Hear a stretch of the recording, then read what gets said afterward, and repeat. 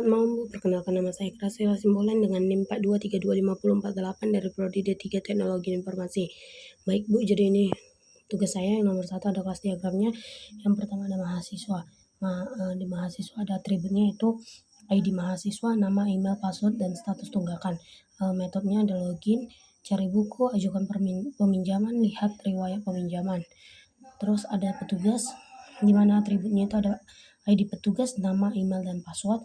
Metodenya itu ada login, periksa permintaan peminjaman, setujui peminjaman, sama tolak peminjaman.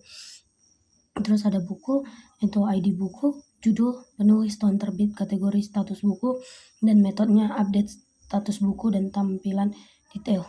Terus selanjutnya di peminjaman ada ID peminjaman, tanggal peminjaman, tanggal kembali, status peminjaman.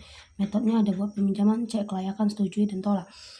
Hubungan mahasiswa ke peminjaman itu memiliki, dan buku ke peminjaman juga memiliki dengan relasi one to many kedua-duanya, dan petugas ke peminjaman juga one to many dengan nama relasinya memproses. Baik Bu, jadi ini yang nomor kedua, activity diagram mahasiswa dengan sistem. Yang dimulai dari mahasiswa startnya. Mahasiswa mencari buku, setelah itu jika buku tersedia mahasiswa meminjam buku. Memverifikasi petugas, jika ya sistem catat peminjaman, sistem kirim notifikasi, lalu N. Baik Bu, nomor yang ketiga ada sequence diagram, di mana ada mahasiswa, petugas, dan sistem. Proses meminjam buku yaitu pertama mahasiswa membuka halaman detail buku, selanjutnya menampilkan status buku. Status dipinjam berarti buku sedang dipinjam, tidak bisa lanjut. Jika status tersedia, menekan tombol pinjam buku. Terus di petugasnya yang kompak membuat permintaan peminjaman, mengirim notifikasi kepada petugas. Selanjutnya menerima daftar permintaan. Mahasiswa tidak memenuhi syarat, maka permintaan ditolak. Ada tunggakan, buku tidak tersedia, permintaan ditolak, buku tidak tersedia, mahasiswa memenuhi syarat dan buku tersedia. Yang ketujuh, mengapprove permintaan. 8, membuat record loan dengan ID peminjaman, ID mahasiswa, ID buku, tanggal pinjam, tanggal kembali, status pinjam. Terus yang ke-9, mengubah status buku menjadi pinjam. Terus habis itu selanjutnya yang ke-10, mengirim notifikasi sukses. Yang nomor 4, di sini ada completeness atau kelengkapan. Yang pertama itu semua alur penting sudah tercukupi. Login dulu, lalu mahasiswa bisa mencari buku, melihat status buku, mengajukan peminjaman, petugas memenuhi syarat, sistem membuat record loan, mengubah status buku menjadi dipinjam, dan mengirim notifikasi ke mahasiswa.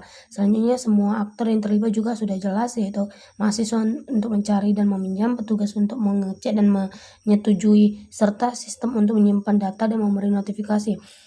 Terus habis itu ada yang kedua, konsistensinya atau konsistennya. Aturan bisnis ini tidak saling berketentangan. Di alur peminjaman tertulis bahwa petugas mengecek apakah mahasiswa memenuhi syarat, misal tidak punya tunggakan, dan apakah buku-buku benar tersedia. Aturan ini konsisten dengan status buku yang hanya 2, tersedia atau dipinjam. Urutan langkah juga konsisten, yaitu mahasiswa hanya bisa meminjam setelah login, sistem baru mengubah status buku menjadi dipinjam setelah petugas menyetujui dan record loan dibuat. Terus tidak ada langkah yang melampaui aturan itu.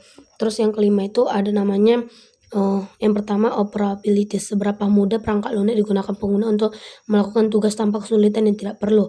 Penempatan pada sistem perpustakaannya itu mahasiswa dan petugas dapat login, mencari buku, dan meminjam buku dengan langkah yang jelas dan tidak membingungkan. Tombol dan menu mudah ditemukan. Yang kedua, pesan error login, email, dan password salah dengan status buku tersedia atau dipinjam.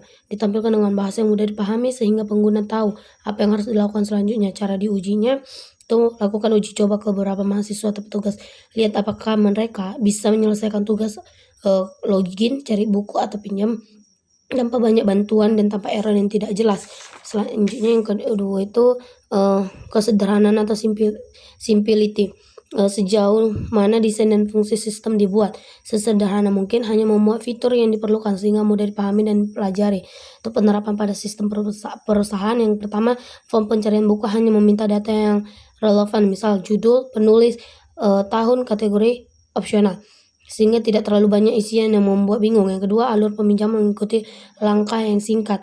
Lihat detail buku, klik tombol pinjam, permintaan dicek petugas. Jika disetujui, sistem membuat loan dan mengubah status buku. Tidak ada langkah yang berputar-putar.